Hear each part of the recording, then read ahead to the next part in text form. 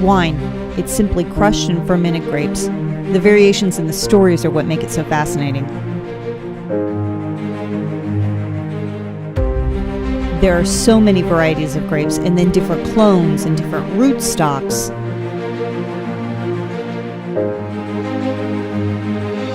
And the stories behind the wines are as lush and beautiful as the wines themselves. Our goal at Fresh Grape Chronicles is to explore and chronicle the grape, its many stories, and its journey from dirt to glass. I came upon Beckham in the usual way, well, at least for me. When I'm researching an area, I head to the region's site. In this case, it was the Willamette Valley Wine site. One by one, I click through the links and check out the sites for each winery. The Beckham site intrigued me with their Amphorae Project. As I read on, I knew that these were people that I wanted to meet. It was early morning on our last day in the Willamette Valley. We drove north from where we were staying into the Chehalem Mountains. As we drove, the road turned and turned again into the quiet of the forests. This is timber country, filled with deep forests that were blanketed with an early morning mist. It was a magical escape from the fast pace on the road behind us. We knew we were in the right place even before we could read the sign from the clay Amphorae at the gate. As we pulled in, Andrea Beckman met us and walked us to their tasting room that sits just down from their home next to the garden. She set us up at the picnic table on the patio for a tasting and to tell us about Beckham. Directly across the street, there's a 2.5-acre vineyard, and the former owners were in their late 70s, early 80s, and had 20-year-old Pinot Noir and Chardonnay vines back in 2004. And Fred and Jill farmed the fruit, had someone else make wine for them, sold $11 Pinot Noir out of their garage on Saturdays. So we were there quite often, fell in love with the idea of growing something on our property. And Andrew went and helped Fred prune his vineyard that first year. I came home with the back end of the truck full of Pinot Noir cuttings and said, "Hey, hon, how about we plant a couple rows right over here just for fun?" I humored him, thinking he would get over this crazy notion. We didn't know anything about growing grapes. And so next thing I know, we're propagating vines on the coffee table in the living room. Eventually, they went to heat mats in the garage. And then we have a timber company coming to take a look at what the 60-year-old Doug fir was worth. And then they came and negotiated the sale of the timber, and they cut the timber, but left us with the stumps and the limbs and the mess. And so rather than paying them to come back and clean it up, we rented a trackhoe and a cat, and Andrew pulled all the stumps and graded the land, and we got it prepared and had some really big bonfires.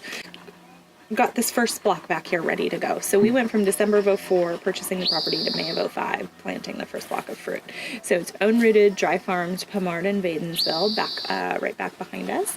And then later that year we had some cuttings from another local vineyard on Parent Mountain as well, and did some Dijon 115 later that fall. So we did about 2.5 acres the first year.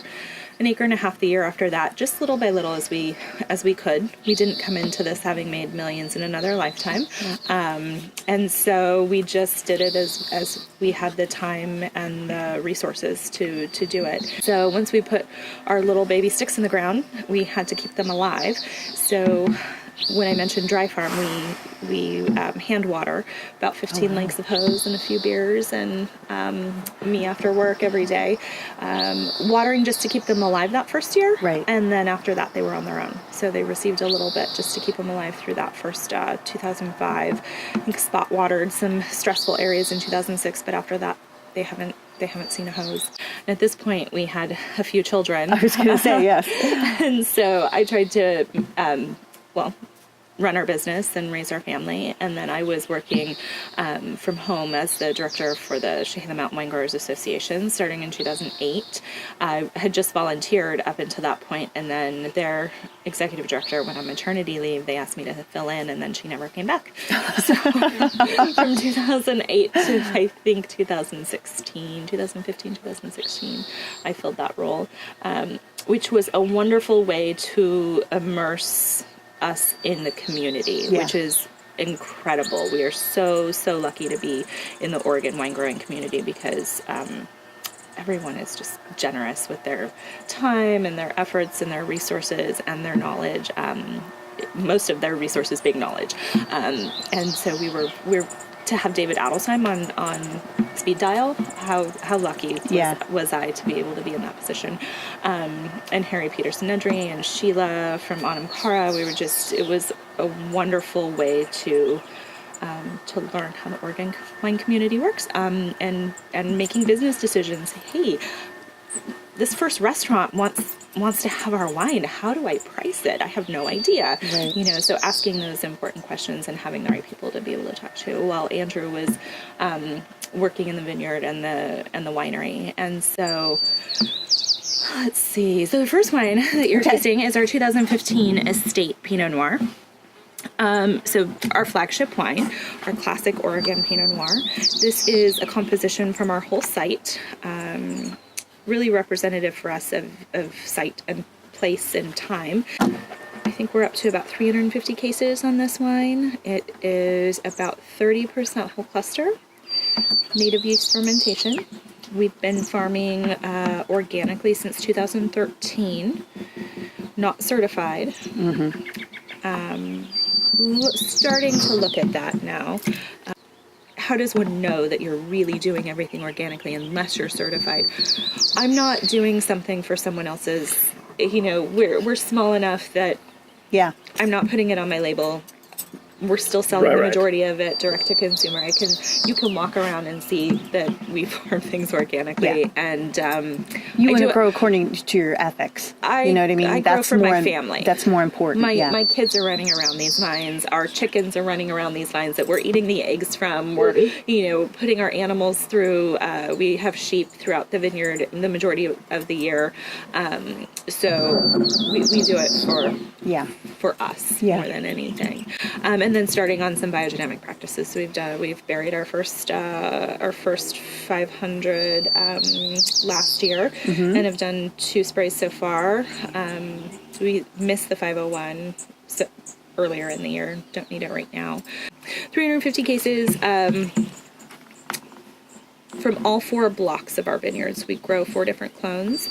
The original Pommardin Vadensville, and then the Dijon 115, and then we have 777 that is on North American rootstock. So everything that's on the hillside here is on grafted rootstock. Gotcha. This is the Dow's Pinot Noir 2015. This is Andrew's favorite couple barrels of the vintage, and this comes from just 2 blocks of the vineyard, the 777 and the Pommard block. I wish I had the 2015 Sophia's to share with you. I have the 16, which we just released, but first vintage was in 09, and we just had the estate bottling. And then once you have that first vintage and you're sharing it with folks in the tasting room, they're only coming in to have 1 wine. This is how we work as a team. I come back and it's like, Andrew, we need more than 1 wine. Yeah. What can we do? What can we do? How can we call it? How can you make me 2 wines this next year? And so that's when we introduced the Dow's, was in 2010, and we did it, the Dow's Reserve. Dow is a family middle name. So since 1857, more than 20 sons in the Beckham family have carried the name Dow, so it's to honor his father, his grandfather, and our son. And in 2011, I said, okay, we have our wine club now. We have more fruit. How can we do 3 different releases in a year? And we only have Pinot Noir planted at this point in time, and we need a white wine. And rosés are coming on, and I just had some gorgeous rosé from another producer. And this was, I think that was 2010. So then 2011, he made me a rosé and the Sophia's Pinot Noir, and the intention there was to have the Sophia's, which you'll taste next, be always our first release in the spring for the Pinot Noir. It's always really bright red fruit, very delicate, very elegant. And then we have our estate, which has a little more complexity, and then the Dow's to be something that you could have a little more new oak, have a little bit of a darker fruit profile with that 777 in there. Gotcha. And then be something that is more structured and age-worthy. And so that was the goal behind the differentiation between the 3 estate wines and the rosé, so 4 estate wines. And so that comprises our estate line, if you will. And that's what we've been working with until 2013 when we started the Amphorae Project. Gotcha.